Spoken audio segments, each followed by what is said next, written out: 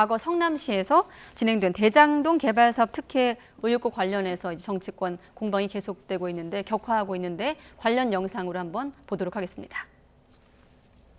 네. 대장동 개발 사업 특혜 의혹을 정리한 영상이거든요. 준비가 됐습니까? 예.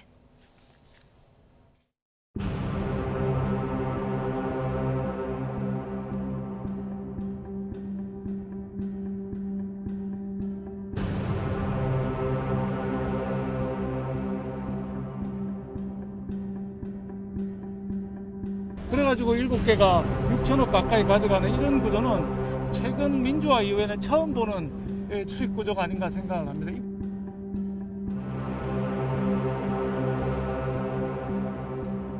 화천 대유는 누구 겁니까?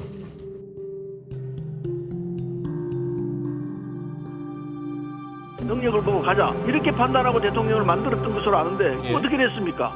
멤버는 지금 감옥에 있습니다.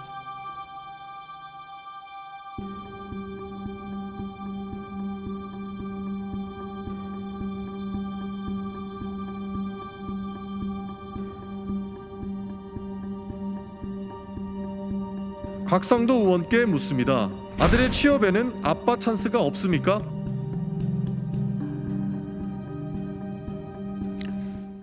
네, 본격적인 질문 드리기 전에 앞서 고발 사주 의혹에 대한 두 분의 관점을 좀 명료하게 짚어봤는데, 자 이번에 제기된 또 경선 국면에 새롭게 등장한 변수 대장동 개발 특혜 의혹은 어떻게 좀 보고 계십니까? 그러니까 이거는 좀 오래된 얘기예요. 그러니까 27만 평이라는 대규모 택지 조성 사업입니다. 그런데 예. 2004년에 LH가 이거를 실질적으로 좀 하려고 하다가 무슨 뇌물 사건이 이제 발생을 합니다.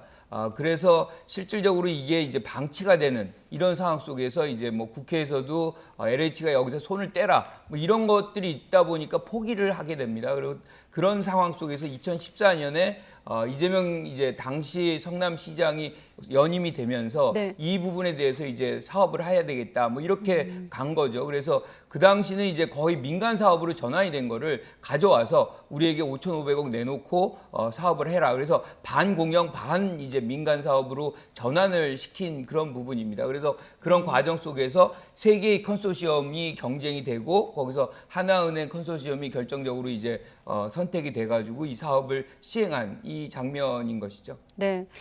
국민의힘 입장에서는 아무래도 이제 최근에 고발 사주 의혹으로 수세에 몰린 상황에서 이번 의혹으로 좀 반격에 나서고 있는 상황입니다. 현장 답사까지 하면서 이제 국정조사하자, 국감하자 총 공세를 하고 있는 상황이고 이재명 후보 입장에서는 또 호남 대전 앞두고 좀 악재를 만난 상황인데 이재명 후보 얘기 듣고 평론가님 분석도 들어보도록 하겠습니다. 네. 과 관련해서 국민의힘 쪽 얘기와 또 이재명 지사 캠프 쪽 입장입니다. 다시 한번 들어보도록 하겠습니다. 경기도지사님께 단도직입적으로 질문하고 싶습니다. 여기 뒤에 현수막에 이렇게 써져 있습니다만 백드롭처럼 화천 대유는 누구 겁니까? 곽상도 의원께 묻습니다. 그렇다면 화천 대유는 누구의 것입니까? 화천 대유 소유주와는 무슨 관계이십니까? 아들의 취업에는 아빠 찬스가 없습니까? 네, 서로 화천 대유는 누구 겁니까? 라고 묻고 있습니다. 평론가님은 지금 네. 상황 어떻게 보고 계십니까? 누구 겁니까는 이제 몇 년 전에 이명박 전 대통령 다스 의혹 나올 때 나왔던 그런 단어인데 국민의힘 소속 대통령이었다고 볼 수 있겠죠. 근데 국민의힘이 거꾸로 쓰고 있는 거죠. 근데 거꾸로 써도 될 만큼 이제 이명박 전 대통령은 좀 과거로서 털고 싶다라고 하는 그런 심리도 있는 것 같고 이번에는 여당 쪽의 문제도 파헤쳐 보자 이런 차원에서 일종의 미러링을 하고 있다라고 볼 수 있겠는데 민주당에서도 이제 뭐 이 관련 업체에서 곽상도 의원 자제가 일을 하고 있다 이것으로 맞받았거든요. 근데 사실 그 곽상도 의원은 대선 주자는 아니기 때문에 이거 맞받는다고 해서 그러면 뭐 같이 둘 다 문제가 없는 것 이렇게 해가지고 국민들이 넘어갈 것 같지는 않고 양쪽에서 이제 계속해서 이 문제로 공방을 벌일 것으로 그렇게 보입니다. 네, 지금 야당 같은 경우는 국감하자, 국정조사 여러 가지 카드를 꺼내고 있는데 어떻게 좀 번질 것으로 예상되십니까? 그러니까 이 사안의 핵심이 뭐냐 그러면 이 지사가 예컨대 지금 화천대유를 소유했느냐 아니면 뭐 거기서 경제적 이득을 얻었느냐 아니면 이 화천대유가 받았던 어떤 특혜 같은 것들을 주라고 지시를 했느냐 이게 나와줘야 되는 거거든요. 이 얘기는 사실 경기지사 때도 나왔던 이 사건이에요. 거기에서 이제 사실상 이게 문제가 없는 걸로 해서 이제 넘어간 것인데 다시 이번 이 시점에서 사실상 장기표 전 의원이 그 아들이 이재명 지사 아들이 화천대유에 근무한다라는 얘기로 시작이 된 겁니다. 그런데 사실상 알고 보면 이재명 지사의 아들은 여기에 근무한 적이 없어요. 오히려 곽상도 국민의힘당의 아들이 7년간 이렇게 지금 근무를 한 겁니다. 만약에 이것이 예컨대 이재명 지사의 소유다. 네. 그러면 곽상도 의원의 아들을 여기 7년이나 근무를 하게 했을까 하는 그런 의구심이 분명히 있어요. 그래서 저는 어떤 형태로든 이거는 뭐 이재명 지사가 얘기한 것처럼 이 수사 100% 동의한다고 얘기하지 않습니까?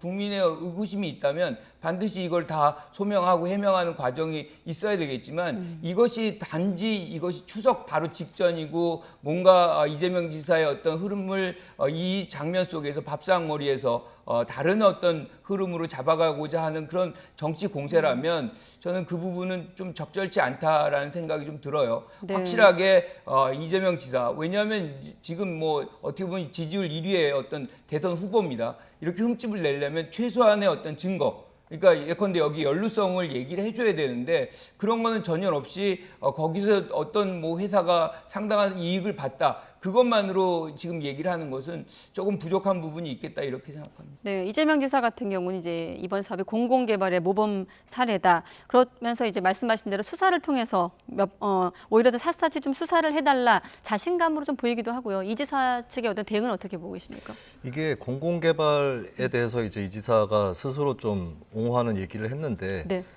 사실 이게 윤석열 사주 고발 의혹하고 비슷한 측면은 직접적으로 뭐가 관여가 됐느냐, 이권을 챙겼느냐 이거에서는 비슷하게 그런 근거는 없습니다. 네. 근데 또 다른 쟁점이 생길 수 있는 것이 공영 개발을 했는데 그렇다면 특정 업체가 굉장히 빠른 속도로 사업자로 선정이 되고 또 수의 계약을 통해서 좀 특권에 가까워 보이는 그런 사업권도 따내가고 그리고 이제 뭐 1000배에 달하는 어떤 수익을 올렸다.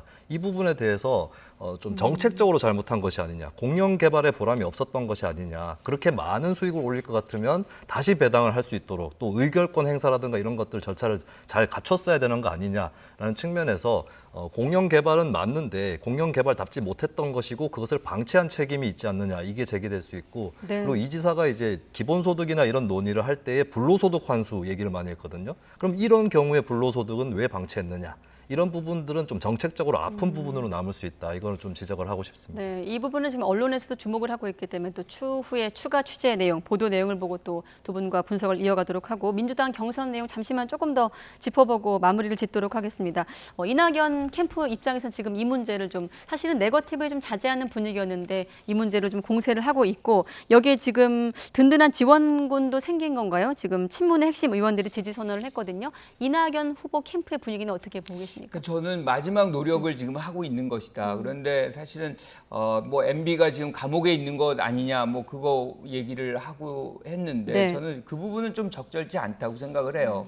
그러니까 MB가 사실상 다스, BBK 이걸 소유하면서 그 당시에 소유하지 않았다라고 하면서 사실상 민심을 왜곡해서 당선이 된 거 맞잖아요. 그러면 지금 그 흔적들이 꽤 있었어요. 그런데 이제 사실 특검이라든가 여기서 나오지 않았던 것뿐인데 지금 어떤 뭐 소유에 대한 부분 이재명 지사가 이 화천대유라든 부분엔 전혀 없거든요. 그러면 그 정도를 좀 내세우고 그런 얘기를 해서 등치시키는 얘기를 해야지 네. 무작정 그냥 뭐 MB랑 비슷하다. 이건 좀 적절치 않다고 보고요. 또 한 가지 지금 이제 몇 분의 친문 인사들이 정치인들이 갔지만 지금 권리당원의 투표 형태가 가장 중요하거든요. 이분들은 실질적으로 통제받지 않습니다. 이렇게 조직화하기도 굉장히 어렵고요.